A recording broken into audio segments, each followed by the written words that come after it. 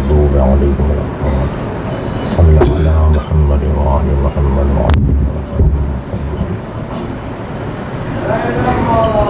أعوذ بالله من الشيطان الرجيم بسم الله الرحمن الرحيم الحمد لله الذي لا يبلغ مدحته القائلون ولا يحصي نعماءه العادون ولا يعدي حقه المجتهدون الذي ليس لصفته حد محدود ولا نعت موجود ولا وقت معدود ولا أجل ممدود فطر الخلائق بقدرته ونشر الرياح برحمته الصلاة والسلام على الرسول المسدد المصطفى العمجد المحمود الأحمد سيدنا ومولانا ومولى الكونين جد الحسن والحسين وعاني أبا القاسم محمد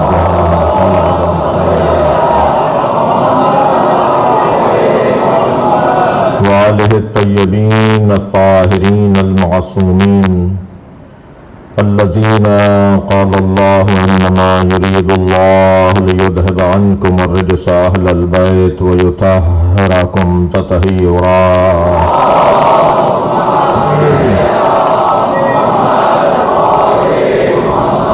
ولعنة الله على أعدائهم أجمعين من يوم عداوتهم إلى قيام يوم الدين أما بعد قال الحكيم في قرآن الكريم بسم الله الرحمن الرحيم الذين يتبعون الرسول النبي الأمي الذي يجدونه مكتوبا عندهم في التوراة والإنجيل يأمرهم بالمعروف وينهاهم عن المنكر ويحل لهم الطيبات ويحرم عنهم الخبائث وَيَضَعَ عَنْهُمْ إِصْرَهُمْ وَالْأَغْلَالَ الَّتِي كَانَتْ عَلَيْهِمْ وَالَّذِينَ آمَنُوا بِهِ وَعَزَّرُوهُ وَنَصَرُوهُ وَاتَّبَعُوا نُورَ الَّذِي أُنزِلَ مَعَهُ أُولَئِكَ هُمُ الْمُفْلِحُونَ صلوات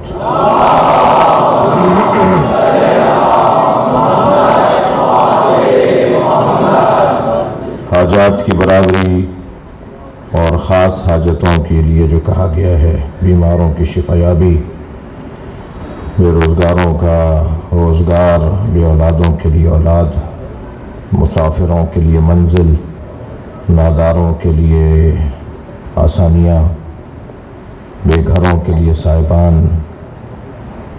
اور لاوارثوں کے لیے اللہ کی خاص عنایت، ان تمام حاجات کی برابری کے لیے بلندتر صلوات پڑھیں گے۔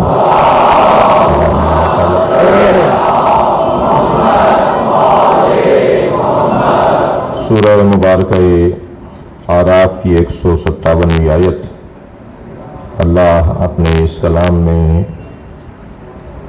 مصطفیٰ سرکار کی عظمت کو بیان کر رہا ہے۔ الذین یتبعون الرسول النبی الأمی، جو لوگ اتباع کرتے ہیں میرے رسول کی، میرے نبی کی، اور امی یعنی اصلی، جیسا تھا ویسے ہی کی، جو مجھ سے پڑھ کر آیا، جو میرا شاگرد ہے، جو اس کی اتباع کرتے ہیں۔ قرآن مجید میں اطاعت مصطفیٰ کی آیت بھی موجود ہیں اور اتباع نبی کی بھی ہیں۔ یا ایھا الذین آمنوا اطیعوا اللہ واطیعوا الرسول واولی الامر منکم، اے صاحبان ایمان، اللہ کی اطاعت کرو، رسول کی اور اولی الامر کی اطاعت کرو۔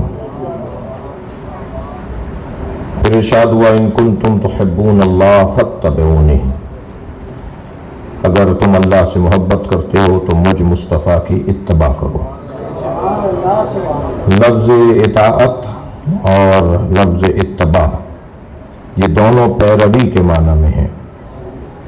یہ دونوں پیچھے چلنے کے معنی میں ہیں، مگر دونوں میں ایک ظریف سا فرق یہ ہے کہ اطاعت مطلق ہے، حکم لسانی اور فرمان نبوی ہو تو اس کی پیروی کو اطاعت کہتے ہیں۔ وہ جو کر کے دکھا رہے ہوں، صلو کما رأیتمونی اصلی، ایسے نماز پڑھو جیسے میں پڑھ رہا ہوں، اسے بھی اطاعت کہا جائے گا۔ یعنی اطاعت قول میں بھی ہے اور فعل میں بھی ہے، لیکن اتباع صرف اور صرف فعل میں ہوگی، قول میں اتباع نہیں ہوگی۔ اتباع کا لفظ وہاں آئے گا جہاں زبانی حکم نہیں ہے، بلکہ جیسا میں کر کے دکھا رہا ہوں، جیسا میں کر رہا ہوں ایسا کر کے دکھاؤ، اسے اتباع کہا جائے گا۔ اس آیت کریمہ میں دو اتباعوں کا حکم ہے جو میں آپ کے سامنے روزانہ پڑھ رہا ہوں۔ پہلی اتباع رسول النبی الامی کی ہے، دوسری اتباع جو اس آیت کے اختتام پر بیان ہوئی وہ ہے واتبعوا نور الذی انزل معہ، اور وہ لوگ کہ جو اتباع کرتے ہیں اس نور کی جو نبی کے ساتھ نازل ہوا ہے۔ تو یہاں کلمہ اتباع ہے جو اس بات کی طرف رہنمائی کر رہا ہے کہ کوئی وجود ہے جو عمل انجام دے کر دکھائے، یعنی نور اگر مراد خود سرکار کی ذات ہو تو یہ گویا ایک ہی آیت میں ایک ہی جگہ نبی کی اتباع کی بات بھی اور نبی کے ساتھ جو نور نازل ہوا ہے اس کے اتباع کی بات کر کے اللہ یہ روشن کر رہا ہے کہ نبی کی اتباع کا حکم علیحدہ ہے اور وہ جو نور نبی کے ساتھ نازل ہوا ہے اس کی اتباع کا حکم علیحدہ ہے۔ اور یہ نور وہ ہے کہ جو فعل انجام دینے والا وجود ہے۔ قرآن کا نام بھی نور ہے، مگر قرآن کی اتباع نہیں ہوگی، اطاعت ہوگی۔ کوئی وجود ہونا چاہیے جو فعل انجام دے کر دکھا رہا ہو اور اس کے فعل کے مطابق فعل انجام دیا جائے تو اسے اتباع کہا جاتا ہے۔ تو یہ بھی روشن ہے بات کہ یہاں کوئی ہستی مراد ہے، کوئی وجود مراد ہے، کوئی عامل مراد ہے جس کی اتباع کا حکم دیا جا رہا ہے۔ ہم زیادہ بحث نہیں کرنا چاہتے، نہ ہی الجھنا چاہتے ہیں، یا نام تم بتا دو کہ وہ کون ہے جو نبی کے ساتھ اترا ہے، یا جو نام ہم بتا رہے ہیں اسے مان لو۔ ہم جس نور کا ذکر کرنے بیٹھے ہیں وہ تو وہی نور ہے جس کے لیے نبی نے فرمایا انا وعلی من نور واحد، میں اور علی ایک ہی نور کے دو حصے ہیں۔ تو بس نبی کی اتباع سے پڑھے محمد والا،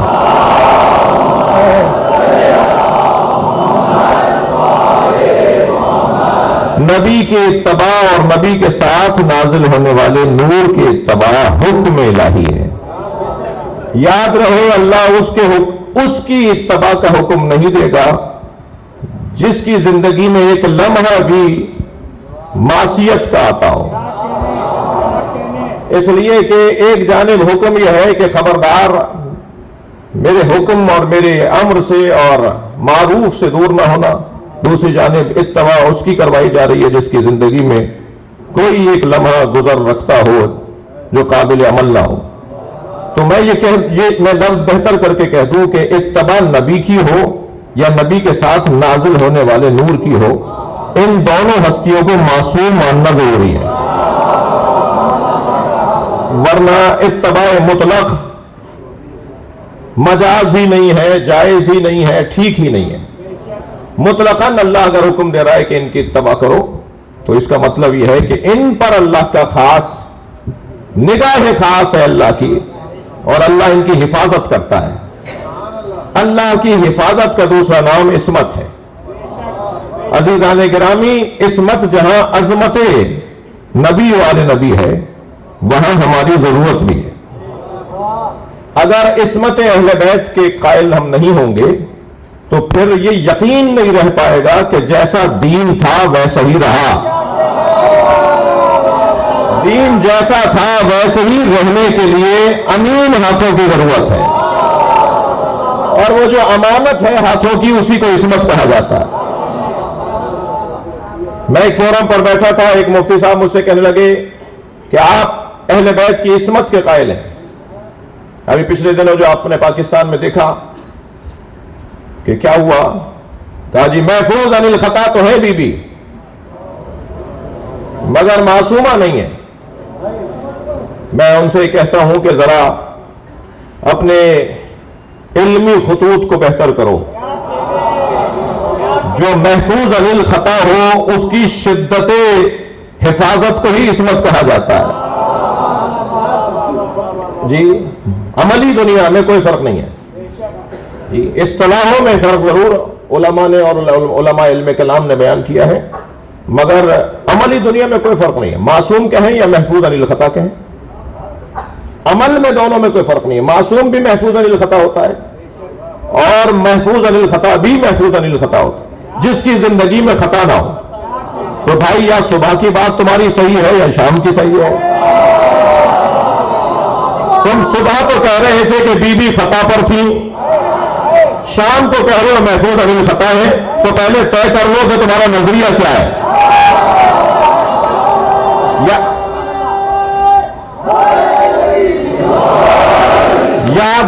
یاد رہے پاکستان میں 70 سالوں میں اگر یہ نہیں ہوا، وہ نہیں ہوا تو 70 سالوں میں یہ بھی نہیں ہوا کہ کبھی اس ملک میں یہ کہا گیا ہو کہ سیدہ خدت مانگنے گئی اور اس وقت میں خطا پر تھی۔ یہ بھی نہیں ہوا کبھی اس ملک میں، یہ بھی پہلے کبھی نہیں ہوا۔ چلو میں چاہوں گا مجھے بات پوری کرنے دیجیے گا، یہ بھی نہیں ہوا پہلے کبھی۔ میں تو یہاں بھی اللہ کا شکر ادا کرتا ہوں کہ 70 سالوں تک کہتے رہے کہ یہ واقعہ گھڑا ہوا ہے۔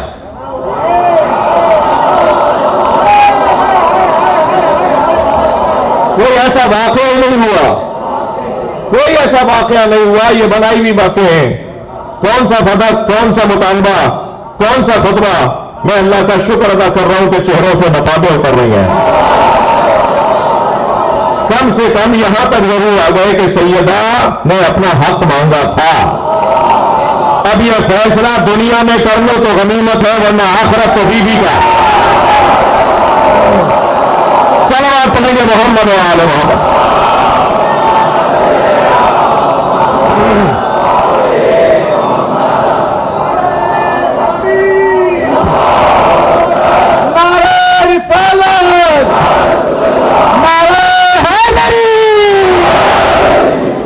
ستر سالوں میں یہ بھی نہیں ہوا کہ سیاست فلاں زندہ باد کا نعرہ لگاؤ۔ 70 سالوں میں بہت کچھ نہیں ہوا۔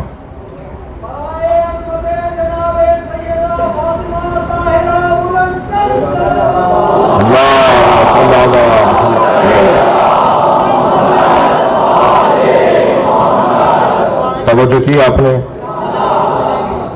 عصمت جہاں عظمت اہل بیت ہے وہاں عصمت ضرورت دین ہے۔ سالم ہاتھوں میں دین رہے، اور دین اجتہاد کی، جو جملہ کہہ رہا ہوں وہی سمجھا جائے، کہیں اور مطلب نہ لے جائیے گا۔ دین اجتہاد کی قسمت آزمائیوں کا شکار نہ ہو جائے۔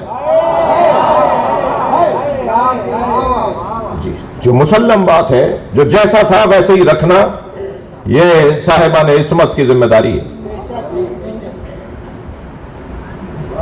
اتباع رسول کی، اتباع اس نور کی کہ جو نبی کے ساتھ نازل ہوا۔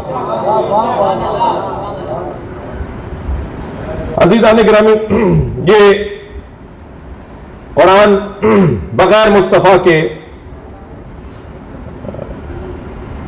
وجود نہیں رکھتا۔ جی، قرآن بغیر سرکار دو جہاں کے وجود نہیں رکھتا۔ میں اپنے لفظوں کو روشن کروں۔ اللہ مولانا اللہ جب اپنے علم کو کاغذوں پر اتارتا ہے تو اسے قرآن نام دیتا ہے۔ جب اللہ اپنے علم کو پیکر میں ڈھالتا ہے تو محمد نام دیتا ہے۔ صلوات پڑھیں گے محمد و مصطفیٰ کی ذات۔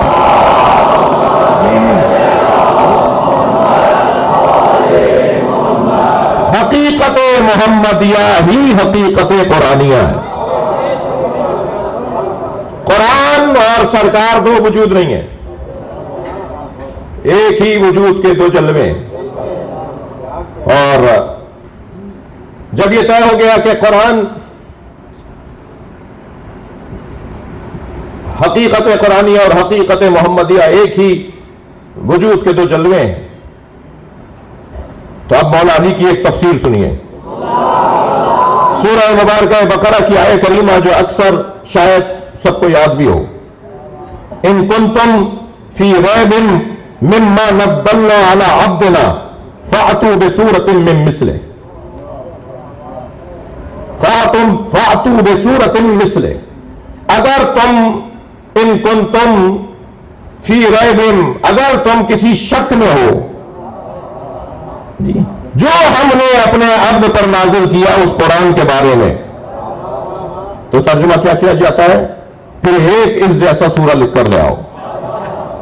میرے مولا علی فرماتے ہیں، دقت چاہوں گا، میرے مولا علی فرماتے ہیں یہ جو فأتوا بسورۃ من مثلہ ہے، پھر ایک ایسا سورہ لکھ کر لے آؤ، اس سے مراد سورہ قرآنی نہیں ہے، بلکہ اللہ ارشاد فرما رہا ہے ان کنتم فی ریب مما نزلنا علی عبدنا، اگر تم شک میں ہو کہ یہ جو اللہ نے اپنے عبد پر نازل کیا اس کے بارے میں شک میں ہو، تو میرے محمد جیسا کوئی بندہ لے آؤ۔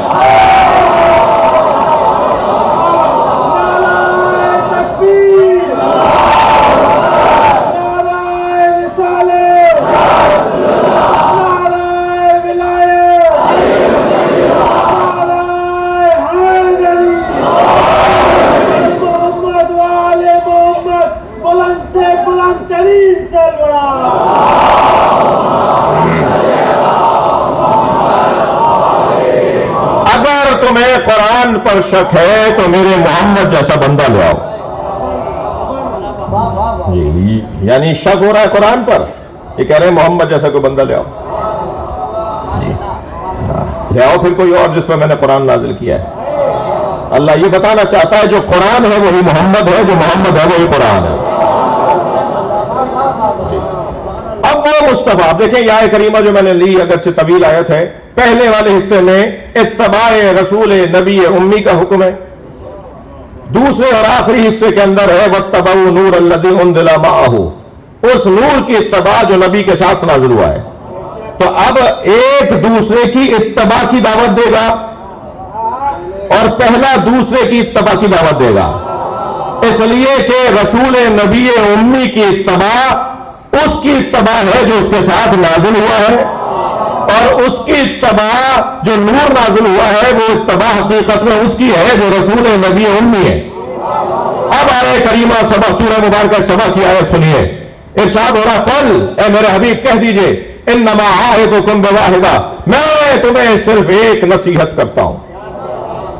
جی اچھا، اللہ اپنے نبی سے کہلوا رہا ہے، قرآن 6000 سے زیادہ آیات پر مشتمل کلام، اتنے ہزاروں آیات کے اندر نصیحت ایک ہی۔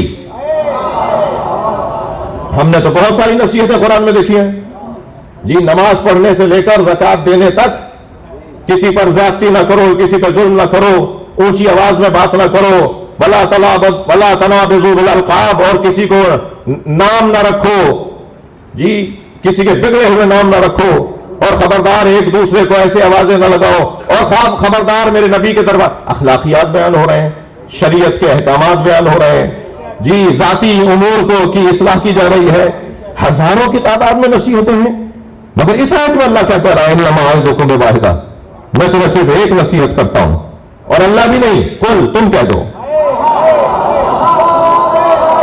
اللہ اپنے نبی سے کہہ رہا ہے تم کہہ دو، اور نبی بھی کہہ رہے تم کہہ دو۔ یہ ہے دیانت اور عصمت مصطفیٰ کہ اللہ نے قرآن کا حصہ اگر کل بنا دیا تو یہ بھی کل بولیں گے، میں کاف اور نام بھی کم نہیں کروں گا، جبکہ یہ مجھ سے کہا تھا اللہ نے تو مجھ سے نبی سے کہا نا قل تم کہہ دو، تو پھر آگے آپ اس کے بعد والی آیت کو بیان کر دیتے، لیکن جہاں قل کہا وہاں قل کہا، جی اگر نبی اپنی حدیث کو آیت کہہ دیتے اور آیت کو حدیث کہہ دیتے تو آپ میں مجھ میں جرأت تھی کہ ہم کہتے کہ یہ آیت نہیں ہے یہ حدیث ہے اور یہ حدیث نہیں ہے یہ آیت ہے؟ جو نبی کہتے ہیں وہی اللہ کا کلام. جب ایک آیت میں اللہ نے کہہ دیا وما ينطق عن الهوى، میرا نبی تو بات ہی نہیں کرتا اپنی طرف سے، ان هو الا وحی یوحی، مگر بولتا ہے تو وحی الہی کے مطابق بولتا ہے. تو سرکار کی حدیثیں بھی تو وحی کے مطابق ہے. تو نبی اپنے اقوال کو آیت کہہ دیتے اور آیت کو اپنے اقوال میں ڈال دیتے. لیکن نہیں عزیزان گرامی، نبی نے کہا یہ اللہ کا قول، نبی نے کہا یہ میرا قول ہے. دونوں نظارت پروردگار ہیں، دونوں اللہ کی نگاہ میں، مگر آیت کو آیت رکھا، حدیث کو حدیث رکھا. عزیزان گرامی، جو اپنے عمل میں اتنا عادل ہو کہ وہ ایک کاف اور لام بھی اپنی طرف سے کم اور زیادہ نہ کر رہا ہو، وہ نظام الہی کے اندر کیسے خلل آنے دے گا؟ لہذا اب وہ نبی جس کی اتباع کا حکم پہلے ہوا، اب اس آخری جو حکم اتباع ہے اس کی وضاحت کر رہا ہے دوسری آیت میں. قل، میرے حبیب کہہ دیجئے، انما اعظکم بواحدہ، میں تمہیں ایک نصیحت کرتا ہوں. پھر جملہ بہتر کر رہا ہوں، ہزاروں نصیحتوں میں ساری نصیحتیں زیرو ہو جائیں گی اگر یہ نصیحت نہ ہو. یہ وہ اصلی نصیحت ہے کہ اسے اگر پکڑ لیا تو پھر ہزاروں نصیحتیں کام آئیں گی. پہلے ذرا اپنا شناختی کارڈ تو ٹھیک کرو، پہلے اپنی شناخت روشن کرو. جی 000 لگاتے چلے جائیے، 200 لکھ دیجیے، زیرو سارے زیرو ہیں، 0 جمع 0. اور جب ہزاروں زیرو کے آگے ایک لگا دیں گے تو ان سارے زیرو کی قیمت بن جائے گی. وہ ایک لے کر آؤ. وہ ایک کیا ہے؟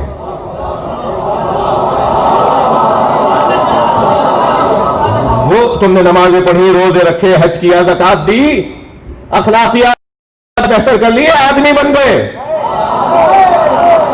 یہ سارے زیرو ہیں اگر اس میں آگے ایک نہ لگے. بس اسے ایک کی تلاش ہے.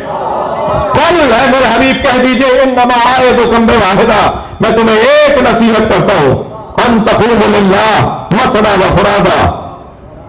اس ایک نصیحت کے لیے ہمیشہ کوشش کرنا، اکیلے رہ کر یا مل کر.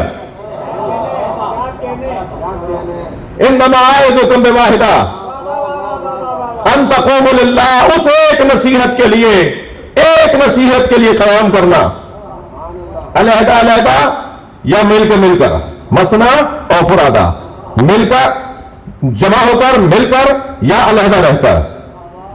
وما بصاحبکم من جنۃ، اور یہ ذہن میں رہے کہ تمہارا صاحب یعنی ہمارا رسول مجنون نہیں ہے. آیت آگے بڑھ رہی ہے، وما بصاحبکم من جنۃ، یہ ذہن میں رہے کہ تمہارا صاحب یعنی ہمارا رسول، یہ جو تمہیں کہہ رہا ہے یہ مجنون نہیں ہے، یہ جذبات کا شکار نہیں ہے، یہ محبت میں مبتلا نہیں ہے، یہ عشق کا مارا نہیں ہے، معاذ اللہ اس کے ذہن مبارک پر کوئی اثر نہیں ہے. وما بصاحبکم من جنۃ ان هو الا نذیر لکم، یہ ہے تو بس تمہیں سمجھانے والا، اس کا کام بس اور بس تمہیں سمجھانا ہے. انما اعظکم بواحدہ، ایک نصیحت کر رہا ہوں. یا اللہ، وہ نصیحت کیا ہے؟ میرے معصوم امام نے ایک مرتبہ ارشاد فرمایا، انما اعظکم بولایت علی، اللہ حکم دے رہا ہے میں تمہیں ولایت علی کی نصیحت کرتا ہوں. اس نصیحت کے لیے قیام کرو، چاہے مجمع کی صورت میں یا اکیلے.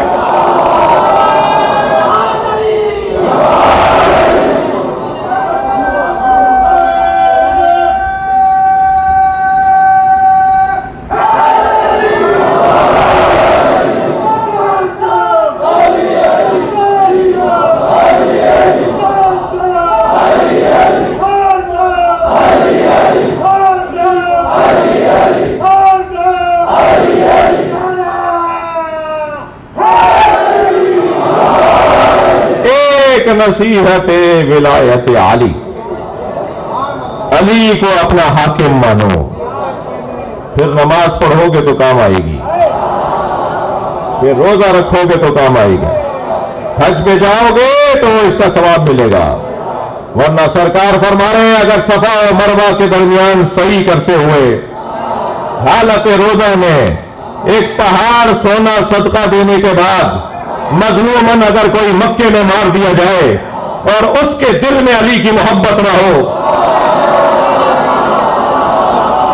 تو وہ جنت کی خوشبو بھی نہیں سونگھ پائے گا۔ صلوات پڑھیں گے محمد۔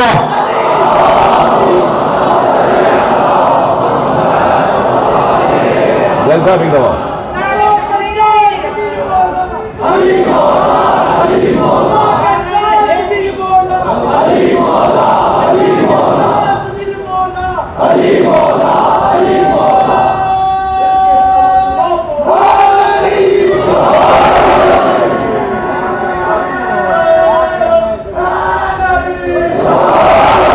میں تمہیں بس ایک نصیحت کرتا ہوں اور وہ نصیحت ہے محبت علی، وہ نصیحت ہے ولایت علی، اس کو اپنا لو، باقی تمہارے سارے کام سیدھے ہو جائیں گے۔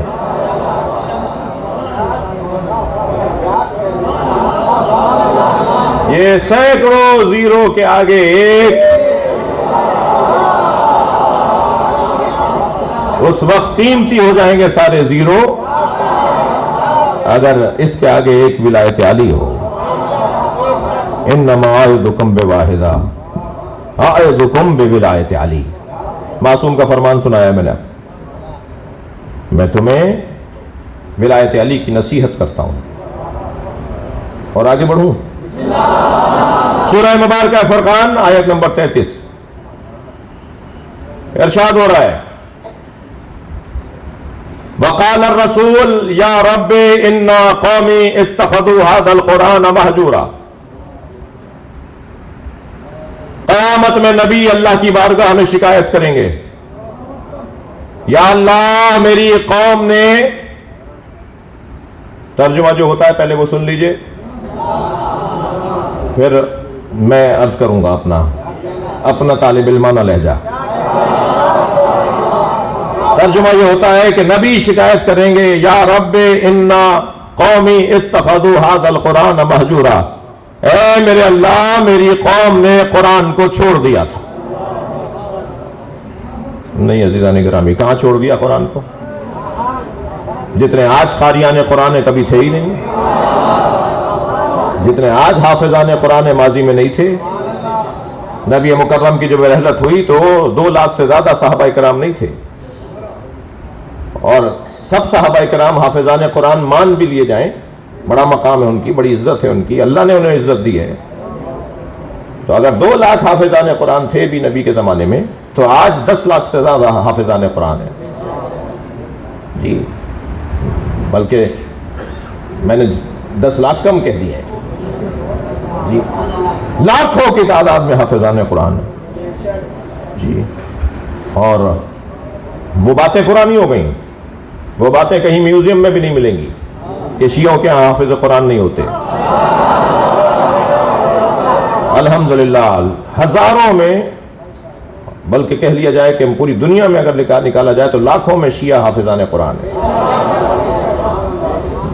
پہلے کہتے تھے کہ یہ کیونکہ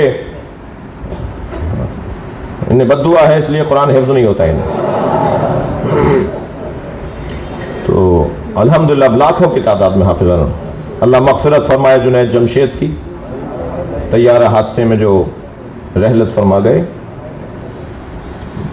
ایک رسانے کے نشریات کے اندر ہم ان کے ساتھ تھے، ماہ رمضان یا محرم کا پروگرام تھا، کوئی ایام تھے، مجھ سے کہنے لگے کہ میرے دوست مجھ سے کہتے ہیں کہ شیعوں میں حافظ قرآن نہیں ہوتے، تو مجھے یقین نہیں آ رہا تھا، تو میں نے سوچا آج آپ آئیں گے تو آپ سے پوچھوں۔ میں نے کہا جی آپ نے مہربانی فرمائی کہ مجھے سے پوچھ لیا۔ خود الحمدللہ میری اپنی بچی حافظہ قرآن ہے، میری اہلیہ حافظہ قرآن، تو الحمدللہ ہزاروں کی تعداد میں پاکستان میں اور لاکھوں کی تعداد میں پوری دنیا میں حافظان قرآن شیعہ ہیں۔ تو یہ والی بات تو پرانی ہو گئی. اگر یہ بات ضرور ہے ذہن میں رہے کہ ہم قرآن کھول کر پڑھتے ہوئے اخلاقیات سے گری ہوئی باتیں کر کر قرآن کی تفسیر بیان نہیں کرتے. افسوس کے ساتھ کہنا پڑتا ہے ہزاروں دینی طالب علموں کے استاد جب تفسیر قرآن بیان کرتے ہوئے نقلیں اتارے، رقیق اور جنسی اور اخلاقیات سے گری ہوئی مثالیں دے، اور پھر کہے کہ شیعہ علماء قرآن ایسے پڑھتے ہیں اور خود اچھا پڑھ کے دکھائے. جی الحمدللہ ہم ایسے حافظ اور قاری قرآن نہیں ہیں جن پہ قرآن خود لعنت کرتا ہے. ربا قال القرآن، حدیث سنا رہا ہوں، کتنے ہی قاریان قرآن اور تلاوت قرآن کرنے والے ہیں. ربا قال القرآن والقرآن یلعنہ، کتنے ہی قاریان قرآن ہیں جن پر خود قرآن لعنت کرتا ہے. الحمدللہ میں نے کل کی مجلس میں بھی سندھ کی ثقافت اور قرآن کے بارے میں ایک جملہ کہا تھا.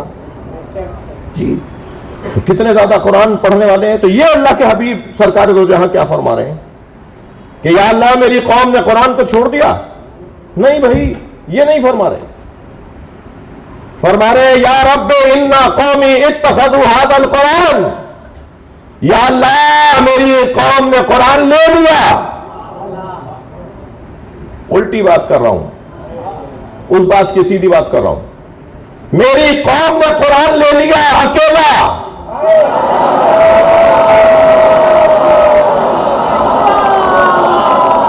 یا رب ان قومی اتخذوا ھذا القرآن مہجورا، میری قوم نے قرآن اکیلا لے لیا. میں نے اکیلا دیا نہیں تھا. صلوات پڑھو عظمت اہل بیت پر.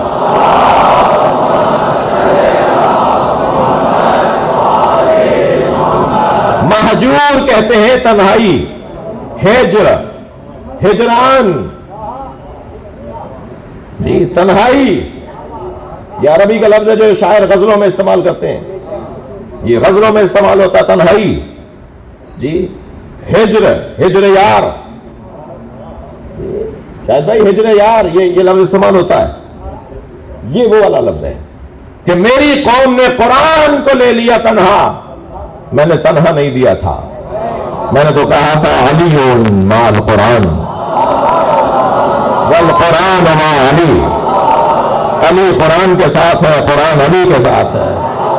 میں نے تو قرآن علی کے ساتھ دیا تھا، انہوں نے اکیلا قرآن لے لیا.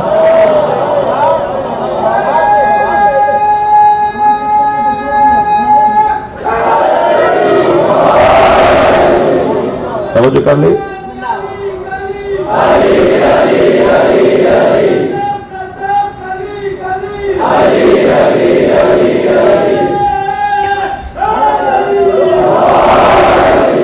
کوئی تفسیر کر رہا ہے نہیں، حدیثوں کو پڑھنے کے بعد تفسیر کر رہا ہوں. ائمہ کی تعلیمات کی روشنی میں تفسیر قرآن بیان ہو رہی ہے. قرآن اکیلا نہیں چھوڑا تھا نبی نے، قرآن کو تنہا نہیں چھوڑا تھا. لن یفترق حتی یرد علی الحوض، ایک دوسرے سے علیحدہ نہیں ہوں گے یہاں تک کہ حوض کوثر پہ مجھ سے آ کے ملیں گے. ممکن ہے کوئی کہے کہ مولانا آپ نے تو بہت بڑی بات کر دی، ہم نے کب اہل بیت کو چھوڑ دیا؟ ہم بھی محبت کرتے ہیں، ہم بھی چاہتے ہیں. صرف آپ بھی تو لوگ تو نہیں ہیں کہ جو اہل بیت سے محبت کرتے ہوں. جی ہم نے کہاں قرآن اہل بیت کے علاوہ لیا ہے؟ میرا موٹا سا سوال، 30 جلدوں میں تفسیریں، 5 حدیثیں بھی علی سے نہیں ہوتی. 30 جلدوں میں تفسیریں، 5 حدیثیں بھی سیدہ سے نہیں ہوتی. لمبی لمبی مطول تفسیریں جو بڑے کارنامے علمی دنیا میں، مگر 5 حدیثیں بھی امام حسن اور امام حسین سے نہیں ہوتی. تو پھر کہاں قرآن کی تفسیر تم نے اہل بیت سے لی ہے؟ میں مناظرہ نہیں پڑھ رہا، ورنہ میں جاتا کہ جن سے آپ نے تفسیر لی ہے ان کا حال تو رضی اللہ تعالیٰ عنہ نہیں تھا.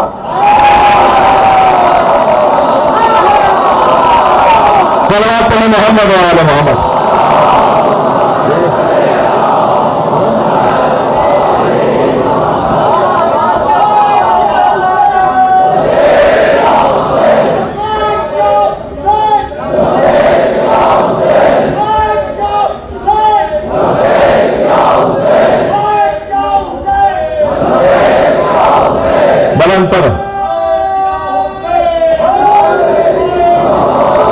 قرآن میرے مولا نبی نے اہل بیت کے ساتھ دیا ہے، اور مولا علی کے بغیر قرآن سمجھنا نبی نہیں چاہتے.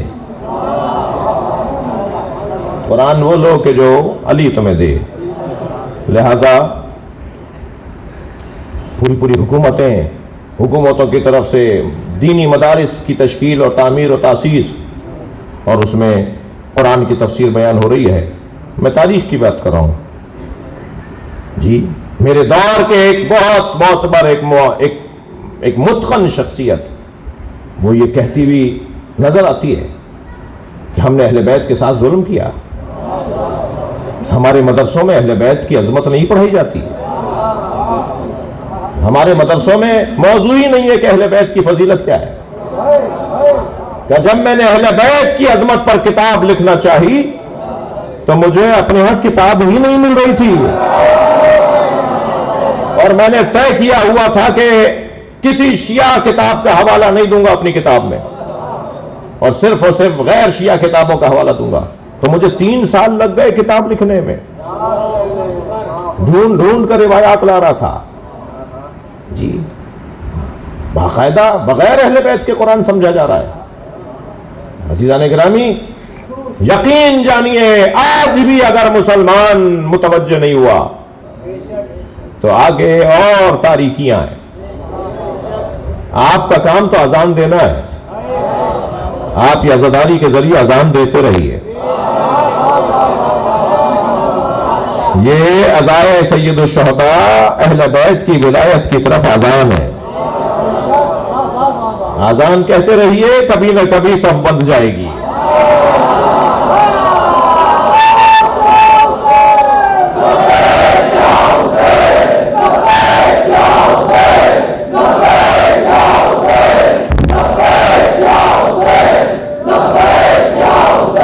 بلندتر صلوات پڑھیں گے محمد و آل محمد. اللہم صل علی.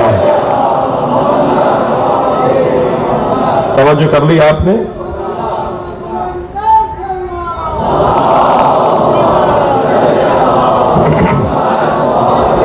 دیکھیے، بعض لوگ سمجھتے ہیں کہ وہ سمجھ رہے ہیں، مگر وہ سمجھتے نہیں ہیں. یہ تو ان پر جب کھلے گا جب آنکھوں کے سامنے سے حجاب ہٹیں گے. الناس یناموا، لوگ سو رہے ہیں. اذا ماتوا انتبہوا، جب مریں گے تب اٹھیں گے. یہ بھی آنکھیں کھول کے سو رہے ہیں، یہ چلتے پھرتے سو رہے ہیں. ان کے سامنے چیزیں انہیں نظر نہیں آ رہی، سو رہے ہیں. یہ آنکھیں بند ہوگی تو دل کی آنکھیں کھلیں گی، مگر اس وقت تک دیر ہو چکی ہو. یہ کیا کر رہے ہیں آپ بھائی؟ ہزاروں کی تعداد میں آپ یہ حیدرآباد کا یہ خمسہ اور پچھلی مجالس جو مختلف علماء کرام نے پڑھی، اور پورے پاکستان میں جو بھرپور شرکت ہے، آپ سن رہے ہیں اس کو. یہ آپ کا آنا، یہ آپ کا بیٹھنا، یہ سننا میرا اپنا کام ہے، آپ کا اپنا کام ہے. ڈیوٹیاں دونوں دے رہے ہیں، نوکر دونوں ہیں. اور الحمدللہ حسن یہ ہے کہ مجلس میں ہر مزاج کا بندہ بیٹھا ہے. کوئی دروازہ کسی کے لیے بند نہیں ہے. اور میرے بھائی، میرے عزیز برادران اہل سنت بڑی تعداد میں بیٹھے ہیں. ہماری جان ہے. توجہ ہے عزیزان گرامی. بہت سے لوگ سمجھتے ہیں کہ ہم سمجھ رہے ہیں، وہ سمجھ نہیں رہے ہوتے. میری اور آپ کی بات تو کوئی بات ہی نہیں ہے. بعض لوگ اتنا نافہمی میں بافہم تھے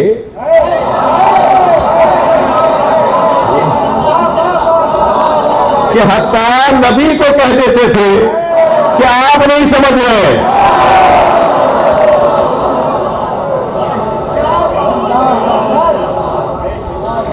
جنگ حنین، اور جنگ حنین کے بعد مال غنیمت سرکار نے تقسیم کیا۔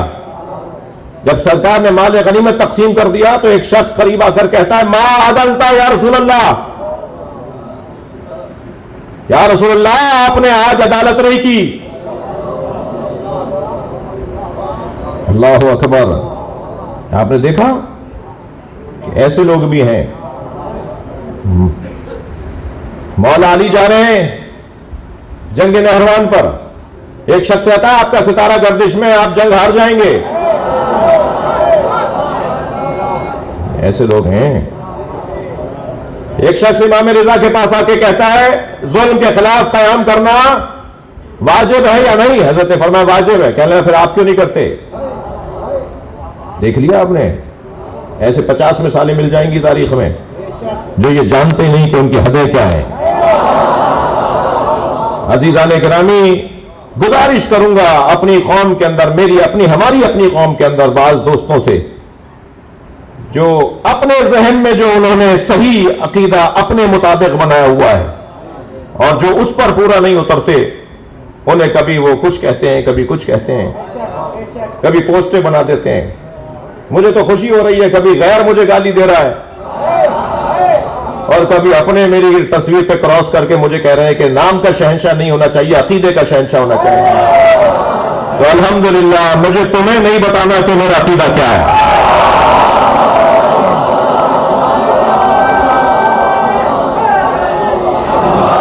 تم مولا علی کی طرف سے چودھری نہیں ہو، میں خاندانی سید بھی ہوں، خاندانی ماتمی بھی ہوں، اور میں کسی کے اوپر کوئی تبصرہ بھی نہیں کر رہا۔ برائے صحت و سلامتی علماء حق بلند پر سلام۔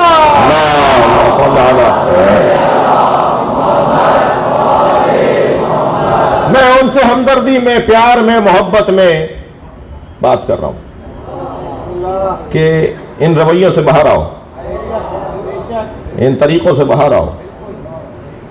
جی وہاں وہ گالیاں دے رہا ہے، کبھی چوک پہ، کبھی مدرسے میں بیٹھ کے، اور یہاں یہ ماشاءاللہ محبتیں کر رہے ہیں۔ مجھے فرق نہیں پڑ رہا، لیکن ماحول اس سے خراب ہوگا۔ چار میرے بھی تو محبت کرنے والے ہیں،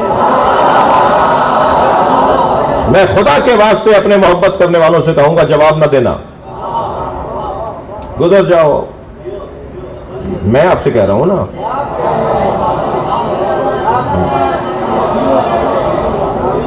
میں آپ سے کہہ رہا ہوں نا کہ جواب نہیں دینا، میرے ثواب میں اضافہ ہو رہا ہے، میرے نام عمل میں اضافہ ہو رہا ہے، اور گالیاں دینا تو ویسے علی والوں کا کام نہیں ہے۔ دور بدل گیا ہے، خدا کے واسطے اپنے رویے بدلو، قریب لاؤ ایک دوسرے کو۔ اگر تم نے مجھ سے پیار سے بات کر لی ہوتی تو کیا معلوم تمہارے مطابق میں تمہارا ہو جاتا، تمہارے دماغ کے مطابق۔ جی کہتے ہیں باہر کے ملاؤں کے ایجنٹ، باہر کے ملاؤں کے ایجنٹ۔ مولا علی بھی پاکستان میں پیدا نہیں ہوئے تھے، مولا علی بھی مکے میں خانہ کعبہ میں ولادت ہوئی ہے۔ کوئی ایک امام بتا جو بر صغیر میں آیا ہو، انہی کے نمائندے تو آئے ہیں۔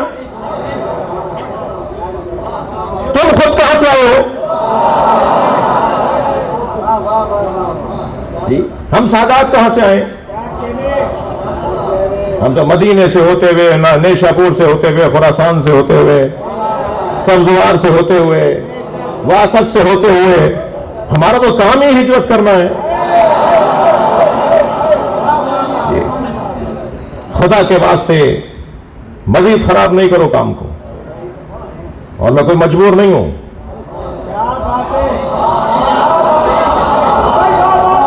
اپنے رویے بہتر کرنے کی ضرورت ہے، اپنے رویے بہتر کرنے کی ضرورت ہے، کسی کو اس کا کوئی فائدہ نہیں ہے۔ پیار بڑھائیے، محبت بڑھائیے، اپنوں کو تو اپنا بنائیے، غیروں کو بھی اپنا بنائیے۔ ये कौन सा हुनर है कि अपनों को भी गैर बना रहे हैं, और गैर तो गैर है। नहीं, अच्छी बातें नहीं है ये।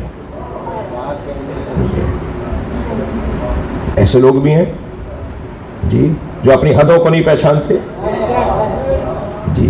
मसला ही सारा मेरी कौम में और बिलउमूम पाकिस्तान और बिलउमूम मुसलमानों में मसला ये है कि हर शख्स अगर अपनी हदों को पहचानने लगे तो मसले हल हो जाएं। मुझसे पहले जो मेरे भाई ने सलाम पढ़ा, इनकी हद ये है, ये अगर अपने सलाम में अपने मिसरों में शरई मसले बताने लगे और कहेंगे मुझे किसी से पूछने की भी जरूरत नहीं है, तो कहीं ना कहीं ये चोट खा जाएंगे, डंडी खा जाएंगे, माफ कीजिएगा, उनको मसला हो जाएगा। मेरी भी एक हद है, हमारी भी एक हद है, हर शख्स की एक हद है। जिनकी हद हमें पता नहीं है उन्हें मोहम्मद और आले मोहम्मद कहा जाता है। वो जाने और अल्लाह जाने। बिला हद दिन वला जिद्दिन वला निद्दिन, सिर्फ अल्लाह की जात। और ये मौला अली के जुमले मैंने सुनाए हैं, तय कर लो शिया हो या कुछ और हो।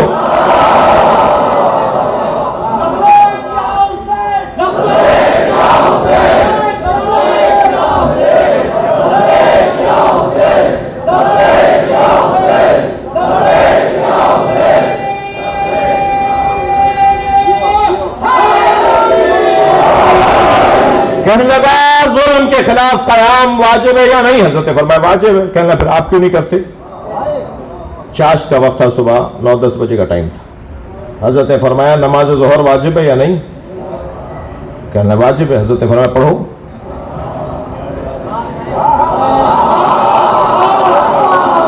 कहने लगा अभी वक्त नहीं आया। हजरत फरमाया यही तुम्हारा जवाब है, जुल्म के खिलाफ कयाम वाजिब है, मगर वक्त हम जानते हैं कि कब आएगा और हमें कब क्या काम करना है। जी सितारा गर्दिश में अली ना जाइए। मेरे मौला घोड़ी पर बैठ चुके थे, वो पेट से भी थी, उतर आए और उसकी तरफ बढ़े चंद कदम और फरमाया तू सितारों को जानता है?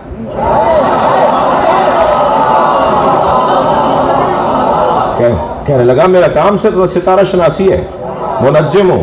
हजरत फरमाया बता वो कौन सा सितारा जब अपनी जगह से हरकत करता है तो बिल्लियों पर फला कैफियत तारी होती है?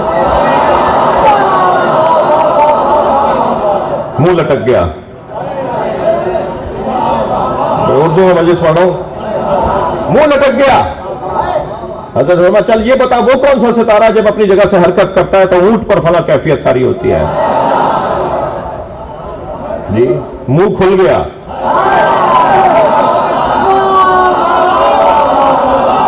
हजरत फरमाया तू सितारों की बात कर रहा था, बता मेरी घोड़ी के सुम के नीचे क्या है? नहीं पता। हजरत फरमाया चल बता मेरी घोड़ी के शिकम में नर या मादा, ये बता दो।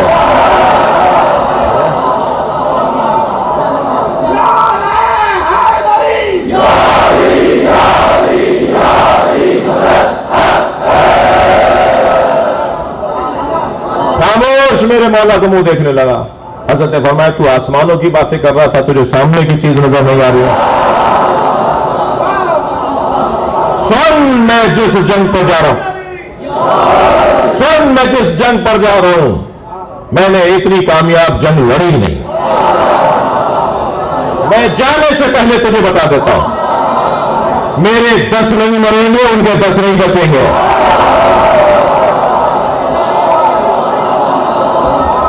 मौला के लश्कर में भी 6000 लोग थे, वहां भी 4000 लोग थे। वहां मौला ने फरमाया 10 नहीं बचेंगे, 9 बच के भागे। इधर मौला के 9 शहीद हुए जी।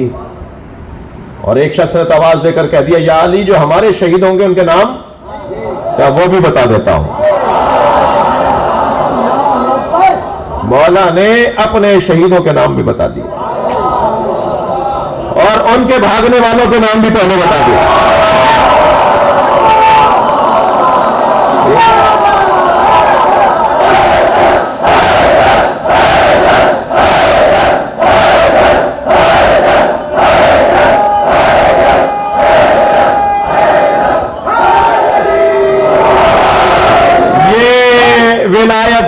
پاکستانی بعض دوستوں سے جملہ کہوں گا.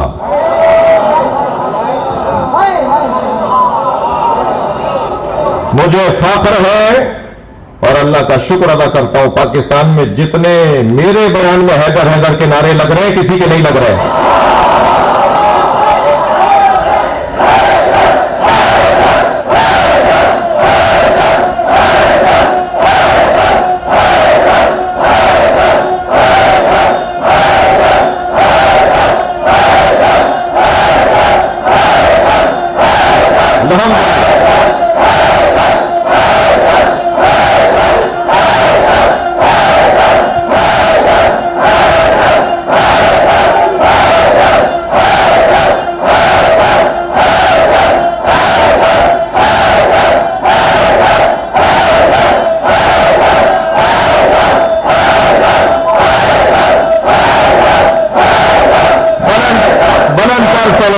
محمد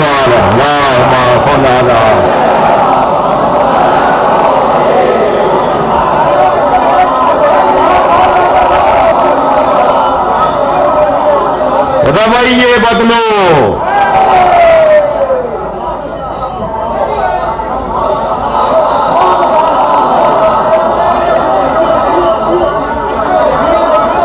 گالیاں دے کر کوئی کبھی نہیں جیتا. میں تم سے محبت کر رہا ہوں. میں اپنے ماحول سے محبت کر رہا ہوں. اپنے وطن سے پیار کر رہا ہوں. اپنے صوبے سے پیار کر رہا ہوں. توجہ کی. میرے مولا نے وہاں کے بھاگنے والوں کے نام بھی بتا دیے. اور جب جنگ جیت کر واپس آئے تو کسی نے کہا مولا چند لوگ بھاگ گئے. حضرت نے فرمایا یہ نسلوں میں صلبوں میں ہر کچھ مدت کے بعد میرے چاہنے والوں کا امتحان لینے آتے رہیں گے.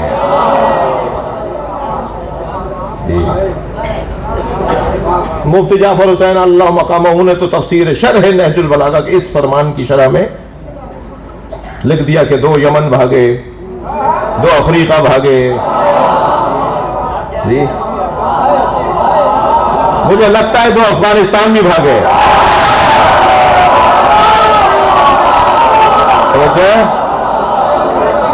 علی کی تلوار سے بچ کے بھاگنے والے.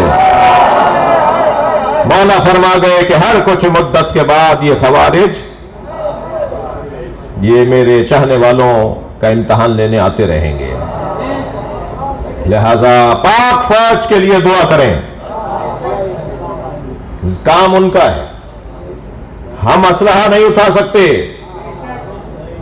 شرعاً بھی ٹھیک نہیں ہے, قانوناً بھی ٹھیک نہیں ہے. ہم دیکھیں گے ان کی طرف جن کو اسلحہ اللہ نے دے دیا ہے.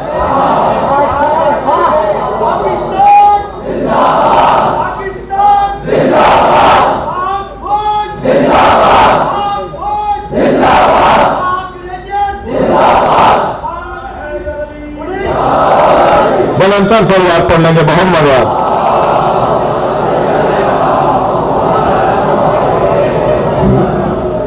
توجہ ہے بات کی. پلٹ آئیے جہاں میں تھا. کہنے لگا توجہ چاہوں گا. کہنا ما عدلتا یا رسول اللہ. تھک تو نہیں گئے؟ یا رسول اللہ آپ نے مال غنیمت تقسیم کرنے میں عدل سے کام نہیں لیا. فغضب غضبا شدیدا واحمر وجهه. سرکار کو چند ہی مرحلوں پر اور موقعوں پر غصہ آیا ہے. ان میں سے ایک جگہ سرکار کے کو غضب شدید غصہ آیا. اور اتنا شدید غصہ تھا سرکار کو اس جملے پر کہ احمر وجهه, سرکار کا چہرہ سرخ ہو گیا. اور پھر فرمایا من یعدل ان لم یعدل اللہ ورسولہ. اگر اللہ اور اللہ کا رسول عادل نہیں ہے تو پھر کون ہے؟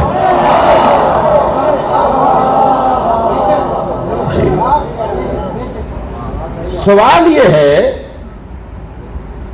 کہ اگر علی قرآن کی تفسیر نہیں بتائیں گے تو کون بتائے گا؟ آپ نے تو کہا کہ تفسیر اٹھا کے لے جاؤ، ہمیں نہیں چاہیے آپ کی تفسیر. اور میرے مولا وہ تفسیر جو نبی نے مولا کو بتائی تھی اور مولا لکھ کر رہا ہے وہ لے گئے. وہ امام حسن کے پاس، پھر امام حسین کے پاس، اب امام وقت کے پاس ہے. جو امام لے کر آئیں گے وہ کوئی قرآن لے کر نہیں آئیں گے. قرآن یہی ہے، تفسیر قرآن ہے جو امام لے کر آئیں گے. علی کے بغیر قرآن، شکایت کریں گے مصطفیٰ قیامت میں کہ علی کے بغیر قرآن سمجھنے والے لوگ. قرآن اور علی کی بات ہو رہی ہے. وَنُنَزِّلُ الْقُرْآنَ مَا هُوَ شِفَاءٌ وَرَحْمَةٌ لِّلْمُؤْمِنِينَ وَلَا يَزِيدُ الظَّالِمِينَ إِلَّا خَسَارًا. یہ پروردگار عالم کا عجیب کلام. اور ہم نے قرآن کو نازل کیا ہے کہ جس میں شفا ہے اور رحمت ہے مومنین کے لیے. اور یہ قرآن ظالموں میں کچھ نہیں بڑھاتا مگر ان کا نقصان. یہ قرآن ظالموں کا نقصان کرتا ہے. یہ قرآن ظالموں کو نقصان میں ڈالتا ہے. ظالم قرآن پڑھ کر اور نقصان اٹھانے والوں میں سو جاتا ہے. وَلَا يَزِيدُ الظَّالِمِينَ إِلَّا خَسَارًا.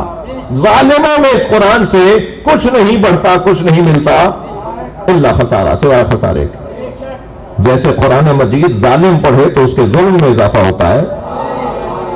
بھئی قرآن تو ہدایت کے لیے آئی تھی. قرآن ہدایت کے لیے، ھدی للمتقین نہیں ہے، ھدی للناس نہیں ہے. پھر یہ کیا قرآن کہہ رہا ہے؟ میں نے پہلی مجلس میں کہا تھا ایک آیت پڑھ کر عقیدہ بنانے والا بند گلی میں کھڑا ہو جاتا ہے. ایک آیت سے عقیدہ بناؤ گے تو 20 آیت کو کیا کرو گے؟ یہ آیت کہہ رہی ہے کہ ظالموں کے نقصان میں اضافہ ہوتا ہے قرآن سے. قرآن ظالموں کے نقصان میں اضافہ کر دیتا ہے. قرآن ھدی للمتقین. جی پہلے تم اپنا دل پاک کرو، پہلے اپنا من پاک کرو، پہلے ظرف پاک کرو تاکہ پاک مظروف اس میں سما سکے. اگر ظرف پاک نہیں ہوگا تو پاک مظروف بھی اس میں نہیں سمائے گا. ظالموں کے نقصان میں اضافہ ہوتا ہے. تو مجھے عزیزو عقیدت بھرا علمی جملہ کہنے دیجئے. جیسے قرآن ظالموں کے نقصان میں اضافہ کرتا ہے، ایسے ہی علی بن ابی طالب فاجروں کے لیے نقصان دہ ہے.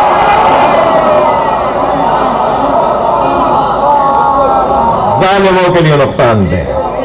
اب مولا علی کی عظمت پر وہ حدیث سن لیجئے. ارشاد ہو رہا ہے سرکار کے بارے میں، اللہ اکبر، میرے مولا علی کے بارے میں ارشاد ہو رہا ہے، السلام علی نعمت اللہ علی الابرار. سلام ہو اس علی پر جو نیکوکاروں پر اللہ کی نعمت. سلام ہو اس علی پر جو نیک لوگوں پر اللہ کی نعمت. وَنِقْمَتِهِ عَلَى الْفُجَّارِ. اور سلام ہو اس علی پر جو فاجروں پر اللہ کا عذاب، جو ظالموں پر اللہ کا عذاب.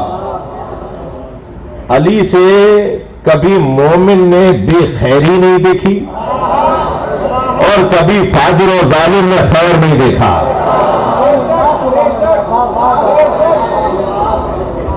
ظالم اور فاجر بچ کے رہے علی سے. جب ماضی کا ظالم اور فاجر علی سے بچ کے رہے تو آج کا ظالم اور فاجر بھی علی سے بچ کے رہے. علی گئے نہیں ہے، علی گئے نہیں ہے. علی ہمارے درمیان موجود ہے. علی ہمارے درمیان موجود ہے. تھک کر نہیں سنے، مولا علی ہمارے درمیان موجود ہے. امام جتنے ہیں ایک نور سے ہے سب کا خمیر ہے. ان میں سبھی محمد صغیر ہو کے کبیر. خیال ہے کہ نظر بندی مصور میں الٹ پلٹ کر دکھائی نہ ہو وہی تصویر. सलावत पढ़े मोहम्मद व आले मोहम्मद।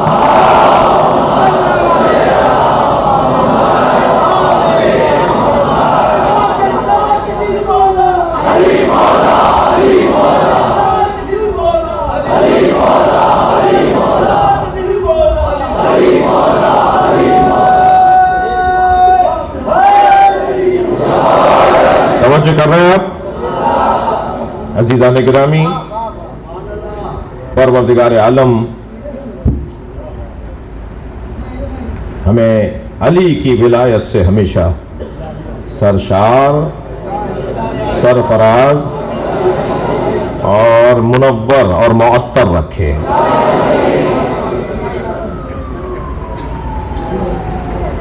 मौला अली को आते देखकर नबी मुस्कुराए, आवाज दी अपनी ज़ौजा मोहतरमा से कि फला ग़िज़ा जो तैयार की है वो ले आओ, मैं अली के साथ खाऊंगा। बराबर में बैठाया, प्यार और मोहब्बत का इजहार किया।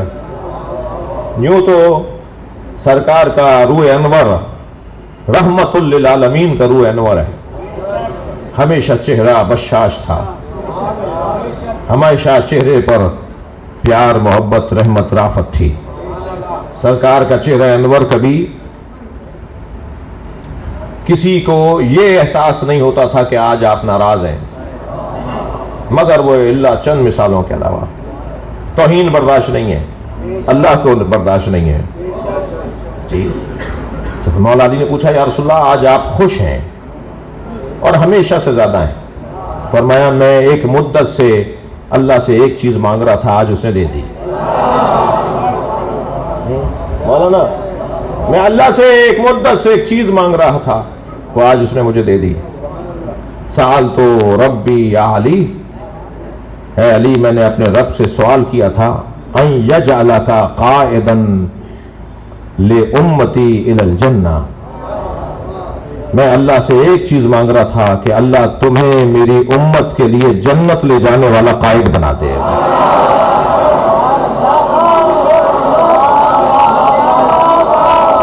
सलावत पढ़ना अज़मत मौलाए कायनात।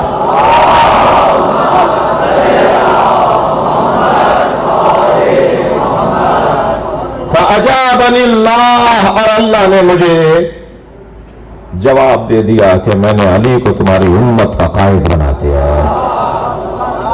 तुम्हारी उम्मत को अली जन्नत में लेके जाएगा। वक्त नहीं रहा, जरूरत भी नहीं है कि जो अली के नाम से चिढ़ते हैं वो जन्नत के शौकीन क्यों हैं।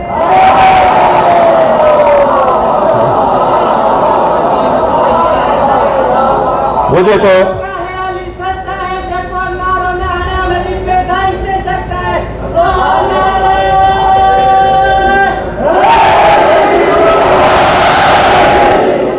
मेरे अल्लाह ने जवाब दे दिया कि अल्लाह ने तुम्हें मेरी उम्मत के लिए जन्नत जाने के लिए, ले जाने के लिए कायद बना दिया है। मेरे मौला अली की आंखों में आंसू आ गए और फरमाया, या रसूलल्लाह, ये सब आपकी वजह से है। मेरा मकाम अगर है तो वो आपकी वजह से है जी। तवज्जो है, मेरे कोई अजमत, मेरा कोई मकाम है तो वो आपकी वजह से है। एक दिन सरकार मेराज से लौटे, वो जो गैर रस्मी मेराजें सरकार की हुई हैं, जब चाहा चले गए, वो वाली मेराजें जो सरकार की हुई हैं ना, जब चाहा, जब दिल किया जी। सब कुछ इन्हीं का है, जमीन और जमान इनके हैं, जमीन और आसमान इनके हैं, सब कुछ इन्हीं के लिए बनाया है। ये बनी सारी कायनात इश्क में। तो एक दफा गैर रस्मी सफर पर थे, वापस आए तो फौरन कहा, अली को बुलाओ, और मौला अली की पेशानी का बोसा देकर कहा, अल्लाह अकबर, मुझे अल्लाह ने कहा है, फकरा मिन्नी सलाम, अली को मेरा सलाम पहुंचाओ।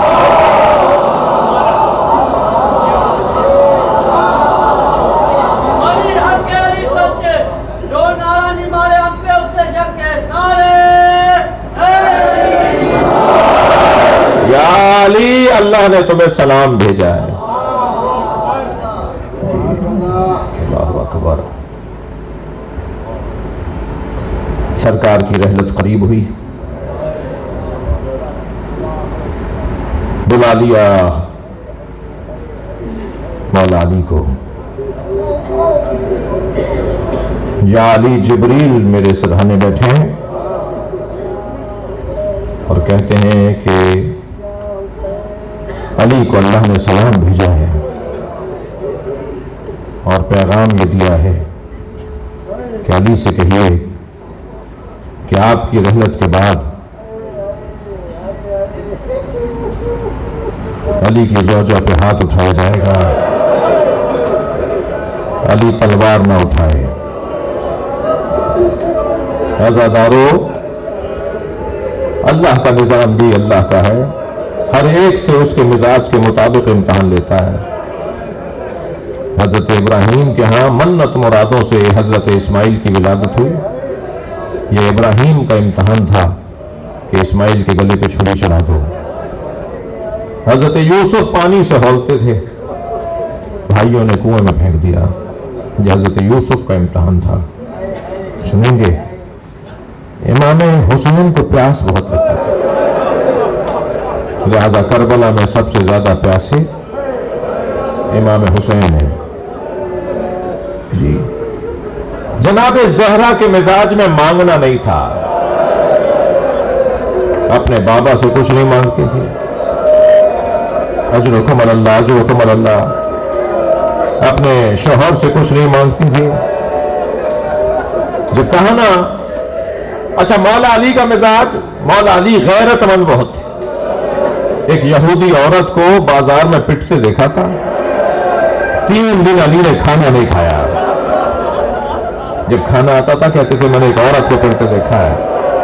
میں رونے والوں سے پوچھوں، جو ایک غیر اجنبی عورت کو پٹتے دیکھے، اس کا کھانا پانی اٹھ جائے، اس نے کیسے دیکھا ہوگا زہرا پہ جلتا دروازہ؟ اجرکم اللہ، اجرکم اللہ۔ اللہ آپ کو کوئی غم نہ دے سوائے غم اہل بیت کے، ہمیں رونے اور رلانے والوں میں قرار دے۔ جب مجلس میں بیٹھے کریں تکلف نہ کیا کریں۔ یہ جو رونے کا ماحول ہوتا ہے نا، یہ دعائیں قبول ہونے کا وقت ہے، یہ ہماری قبولیت کا وقت ہے۔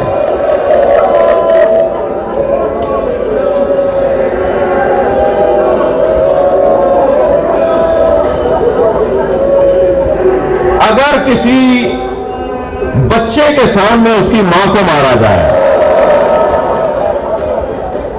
تو بچوں کے اوپر جو اس کا اثر ہوتا ہے، اور اگر کبھی بابا کہے کہ بیٹا کس نے مارا تھا، اور وہ دور سے کہے اس نے مارا تھا، وہ بچہ جب تک موجود رہے گا نا، وہ شخص اس کے ذہن میں رہے گا اس نے میری ماں پہ ہاتھ اٹھایا۔ خنفذ جس نے لات مار کے دروازہ گرایا، بڑے سب جملے کر رہے ہیں، اللہ کرے آپ برداشت کر پائیں۔ دوسرے دن وہ جب ٹیکس جمع کروانے، مالیات جمع کروانا ہے، اسے کہا آج تمہارا یہ مالیات تمہاری معاف ہے، اور اس سے پیسے نہیں لیے حکومت نے، تو مولا کی آنکھوں میں آنسو آ گئے اور وہاں سے اٹھ کے چلے گئے۔ تو پوچھا مولا کے چاہنے والے نے، مولا کوئی واقعہ سامنے آیا، کسی چیز نے آپ کو دکھایا؟ فرمانے کہ تم نے دیکھا آج اس سے پیسے نہیں لیے گئے، یہ انعام تھا زہرا پہ گرتے دروازے کا۔ اجرکم اللہ، اجرکم اللہ۔ خدا کسی غم میں اللہ سوائے غم اہل بیت کو رونے رلانے والوں میں قرار دے۔ میرے ایک ملنے والے نے مجھ سے کہا کہ ان کی زوجہ سے شدید اختلاف تھا، روزانہ تکرار ہو رہی تھی، میاں بیوی آپس میں لڑ رہے تھے۔ کہنے لگے ایک دن پھر انہوں نے چپتا ہوا جملہ مجھے کہا، میں نے غصے میں اپنی زوجہ کو تماچا مار دیا۔ کہتے ہیں کہ 2 دن بعد 3 دن بعد مجھے احساس ہوا کہ مجھے مارنا نہیں چاہیے تھا، تو 3 دن بعد میں نے اپنی زوجہ سے معافی مانگی اور میں نے کہا دیکھو مجھ سے غلطی ہو گئی، مجھے مارنا نہیں چاہیے تھا۔ تو میری بیوی کو کہتے ہیں، میری بیوی کہنے لگی آئندہ کبھی ایسا ہو آپ غصے پہ قابو نہ پا رہے ہو تو اتنا ضرور خیال کیجیے گا میرے بچوں کے سامنے نہ ماریے گا۔ جب آپ مار رہے تھے میری بیٹی دیکھ رہی تھی، وہ 3 دن سے بخار میں اور کہتی ہے اماں کو بابا نے مارا۔ سریلیا زدار امام حسن مدینے کی ایک گلی سے نہیں گزرتے، جب وہ گلی آتی تھی راستہ بدل دیتے تھے۔ جب کسی نے پوچھا مولا آپ اس گلی سے کیوں نہیں گزرتے، تو فرمانے لگے میں اپنی ماں کے ساتھ جا رہا تھا، ایک شخص نے میری ماں زہرا کو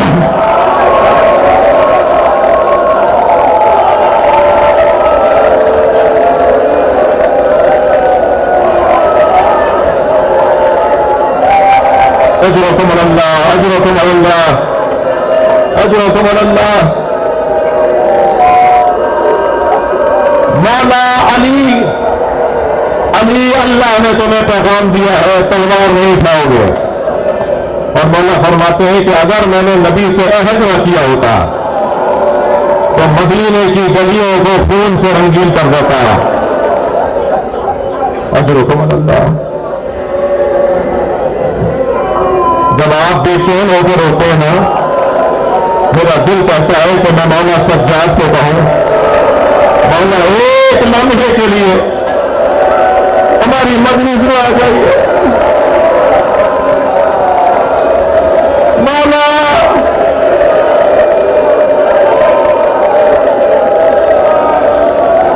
مجلس میں جو خواتین بیٹھی ہیں میں ان سے کہوں گا جب رونے کی آوازیں بلند ہو تو ادب رہے، احترام رہے، خیال رہے کہ کہیں آگے جناب زہرا نہ بیٹھی ہو،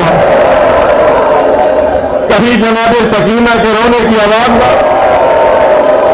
اجرکم اللہ۔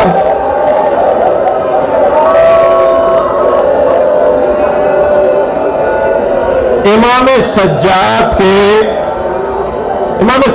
کا امتحان یہ تھا کہ امام سجاد کا بدن مبارک نازنین بدن تھا، نازک بدن تھا، بلا تشبیہ آپ کے ہاتھ آپ کے پیر یہ بلا تشبیہ روئی کے گالوں سے زیادہ نرم۔ اکثر سفروں سے لوٹتے تھے تو مولا کو بخار ہو جاتا تھا۔ بارہا ہوا کہ امام حسین کے ساتھ سفر پر گئے اور جب واپس آئے تو معلوم ہوا کہ زین العابدین کو بخار ہے، اور امام فرماتے تھے کہ ہاں میرا بچہ نازک بدن ہے۔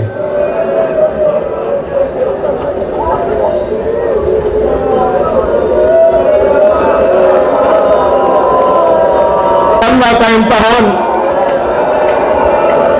جسے اللہ نے بنایا ہی نازک بدن تھا، اس کے پیروں میں کانٹے چبھیں گے، ڈوریاں ڈالی جائیں گی، کریں گے تو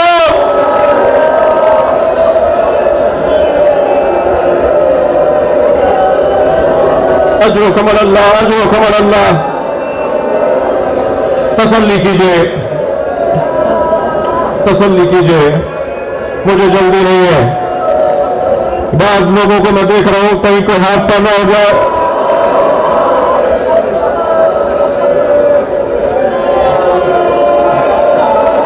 ہم سے کوئی پوچھے ہم روتے کیوں؟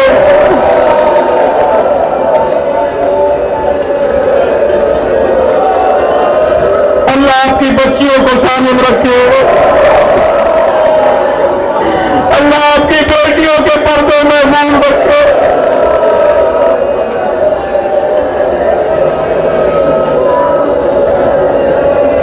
امام سجاد فرماتے چند مصیبتیں میرے ذہن سے نہیں نکلتی، وہ جو چند مصیبتیں امام سجاد نے بیان فرمائی نا میرے ذہن سے نہیں نکلتی، اس میں فرماتے ہیں ایک مصیبت میرے ذہن سے نہیں نکلتی، دربار شام تھا، ایک شخص نے میری سکینہ کی طرف اشارہ کیا، میری بہن مجھ سے لپٹ گئی،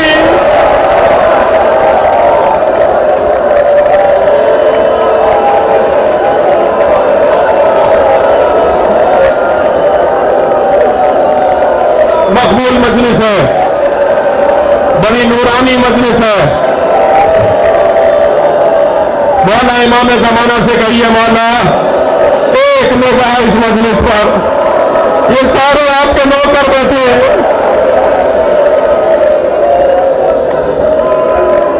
بھیا یہ تو سنا تھا کہ ہمیں اسیر بنایا جائے گا، ہم نے یہ نہیں سنا تھا کہ کمیزی میں ڈالا جائے۔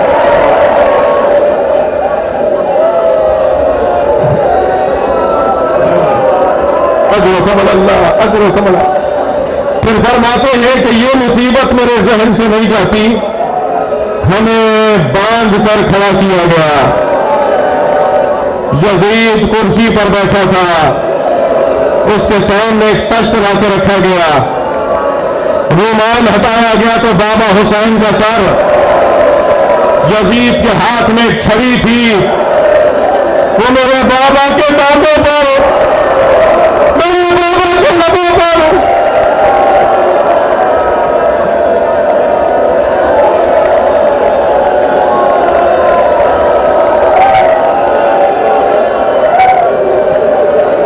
ایک صحابی رسول کھڑے ہو گئے اور کہا یزید یہ چھڑی ہٹا، میں نے اپنی آنکھوں سے دیکھا نبی لبوں کو بوسہ دیتے تھے، اس صحابی کو اتنے کوڑے مارے۔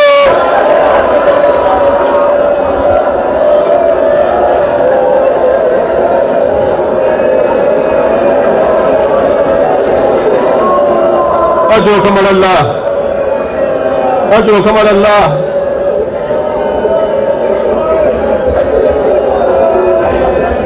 مجلس ہو گئی عزیزانو، آپ رو لیے، مجھے صرف ایک مثال دینے دیجیے، میرے پاس صرف کل کی مجلس رہ گئی ہے،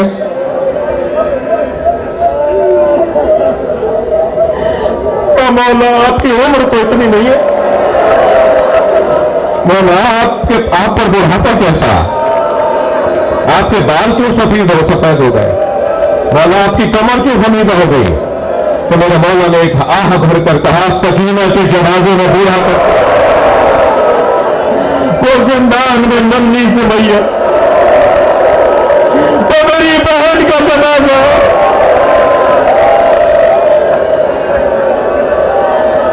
ماتم حسین،